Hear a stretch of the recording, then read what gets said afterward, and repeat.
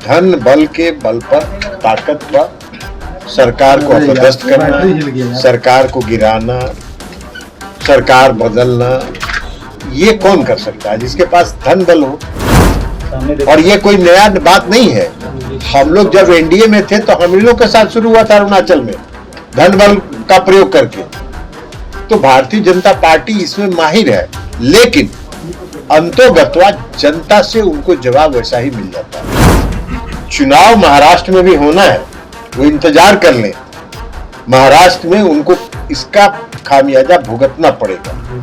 नमस्कार, आप NBC 24 देख रहे हैं और मैं हूं निखिल। आज जदयू के राष्ट्रीय अध्यक्ष ललन सिंह ने महाराष्ट्र पे हुई जिस तरीके से शरद पवार के पार्टी में टूट हुई है, उसी पर उन्होंने बयान दिया है। साथ ही साथ उन्होंने क्या कुछ कहा है, सुनिए। महाराष्ट्र की घटना पर ध्यान दीजिए। भारतीय जनता पार्टी इसी सब काम में लगी रहती है।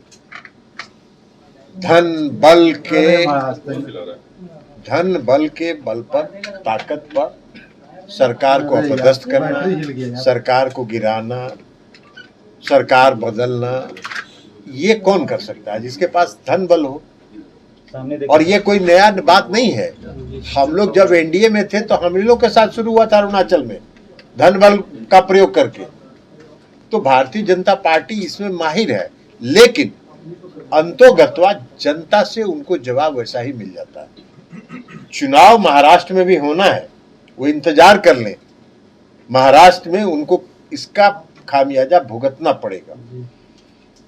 मध्य प्रदेश में उन्होंने किया था ना कुछ दिन पहले।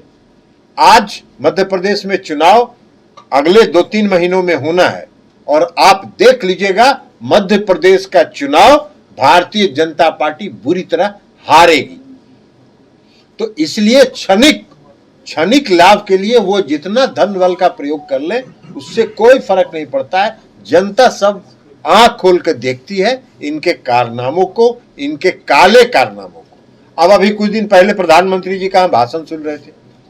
प्रधानमंत्री जी कह रहे हैं कि महाराष्ट्र में एनसीपी 7,000 करोड़ रुपए के घोटाला में एनसीपी के नेता फंसे हुए हैं। तो अब वसीम ने अब तो साफ होके निकलेंगे, सफेद होके निकलेंगे। क्या बात करते हैं।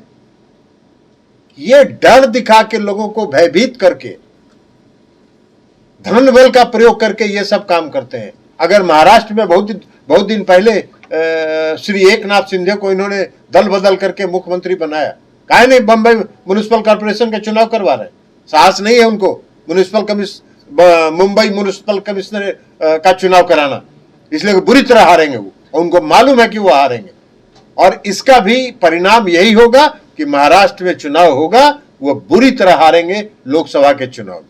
तो बिहार में भी ऐसी घटना? बिहार की बात तो छोड़ दीजिए। मोदी जी, सुशील मोदी जी मुंगेरी लाल का हसीन सपना देखते रहते हैं और वो फिर मुंगेरी लाल का हसीन सपना देख रहे हैं। देखिए, कोई सीरियस आदमी अगर कोई बोले तो उसका सीरियस जवाब दिया जाता है। मोदी जी सीरियस आदमी है ही नहीं, वो बेचारे परेशानी में। अब अभी लखीसराय में गृह मंत्री जी आए थे, उनको बुलाया भी नहीं था। हम सुने कि मोदी जी को गए थे वहां सुशील जी। अरे सुशील जी गए थे वहां, आप लोग में से कोई देखे उनका फोटो? नहीं गए, नहीं गए थे। सबसे किनारे बैठे थे। अरे सबसे किनारे बैठे थे। हम तो देखे थे कि मोदी अमित शाह जी जितना नाम पढ़ रहे थे उसमें सुशील मोदी जी का नाम तो नहीं पढ़े थे। तो उनका बेचारे का हासिल बहुत ही दुर्गति वाला हासिल हो चुका है भारतीय जनता पार्टी में। वो प्रयास में है, लगे हुए हैं कि किसी तरह वो पुनर्स्थापित हो जाए। हम लोग के भी अच्छे मित्र हैं, नीतीश जी से उनका अच्छा संबंध है।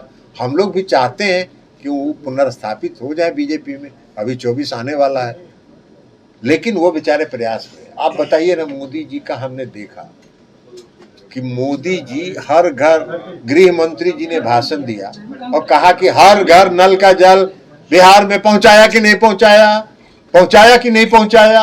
अरे हर घर नल का जल आपकी योजना है क्या? बिहार में 1 रुपया भी लगा है क्या आपका? नहीं लगा है। मुख्यमंत्री नीतीश कुमार जी ने आपके ऑफर को कुछ पैसा आप देना जरूर चाहते थे, लेकिन मुख्यमंत्री जी ने कहा कि इनका 1 रुपया नहीं लगा, इसलिए कि कुछ पैसा देंगे और उसको कहेंगे कि मेरा योजना। यही काम वो करते रहते हैं। तो इसलिए मुख्यमंत्री जी ने कहा कि हर घर नल के जल योजना में केंद्र सरकार का 1 रुपया भी नहीं लेना है, नहीं लिए। अब मोदी जी उसका जवाब दे रहे हैं क्या? 14th फाइनेंस कमीशन का पैसा उसमें लगा कि नहीं? अरे मोदी जी, आप इतना दिन वित्त मंत्री रहे, आप कुछ पाने के लिए ऐसा कर रहे हैं जिसका कोई जवाब ही नहीं है। 14th फाइनेंस कमीशन का पैसा कोई केंद्र सरकार देती है हमको अनुदान, कि 14th फाइनेंस कमीशन का पैसा, और फाइनेंस कमीशन का पैसा एक फॉर्मूले की तहत हर राज्य को मिलता है और मेरे राज्य का भी हिस्सा है, तो हमारे राज्य को मिला, आप कौन सी प्रवचन दे रहे हैं? तो सीरियस आदमी की बात का जवाब दिया जाता है जो गंभीर है ही नहीं, अपना पद अपना स्थान सुरक्षित रखने के लिए, खुश करने के लिए कुछ बोलता हो, उसकी बात का जवाब नहीं देना चाहिए। एनसीपी में टूट का क्या विपक्षी नेताओं को एक करने पर असर पड़ेगा? क्या विपक्षी नेता कोई असर नहीं पड़ेगा, बल्कि विपक्षी दल जो हैं उनके इस कारनामों से और मजबूती के साथ एक होंगे, और ये उनका कारनामा जो है ये इस बात का प्रमाण है कि वो घबराए हुए हैं। विपक्षी एकता के प्रयास से वो दहशत में है और एक साइकोलॉजिकल मनोवैज्ञानिक परिस्थिति पैदा करना चाहते हैं जो नहीं होने वाला है। सर, यूसीसी को लेकर काफी सरगर्मी है। यूसीसी के बारे में हम लोग का स्टैंड बहुत पहले से साफ है। समान आचार संहिता जो है कई धर्मों को प्रभावित करता है,